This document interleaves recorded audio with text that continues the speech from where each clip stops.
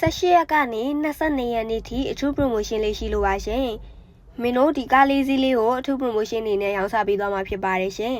။ဒီကယ်ရီလေးကနံပါတ်7N နဲ့လာပါမယ်။2013 model ပါ။မန်လေးလိုင်စင်နဲ့ပါရှင်။လိုင်စင်သက်တမ်းလဲကြာပါသေးတယ်။ modify ထားတဲ့ကားလေးပါ။တာလေးလုံးလုံးအကောင်းပါသေးရဲ့ရှင်။ auto အမှန် 2V ပါ AC power ဆုံးပါတယ်။ဝိတက်ထဲမှာလည်းအပြင်ပုံအတိုင်းပေါက်ပါတယ်ရှင်။ဒီကောင်လေးကိုတော့3600ရောင်းစိလေးနဲ့ရောင်းချပေးသွားမှာဖြစ်ပါတယ်။နောက်ထပ်ကတော့ high jet လေးနဲ့မိတ်ဆက်ပေးပါမယ်။နံပါတ် 4K နဲ့ပါ2000 model ပါရှင်။မန်လေးလိုင်စင်နဲ့လာပါမယ်။လိုင်စင်သက်တမ်းလေးကြာပါသေးရဲ့။ဒါလေးအကောင်းပါသေးရဲ့ရှင်။ကားလေးတော်တမ်းပါတယ်။ auto အမှန် 2V ပါ AC power ဆုံးပါတယ် TV ဘက်ကင်မရာလည်းပါပါတယ်ရှင်။အတွင်းကလေးတမ်းပါတယ်။ဒီကောင်လေးကိုတော့980ရောင်းစိလေးနဲ့ရောင်းချပေးသွားမှာပါ။လာရောက်ကြည့်ရှုလိုပါက69လမ်း110 111ကြားမှာလာရောက်ကြည့်ရှုနိုင်ပါတယ်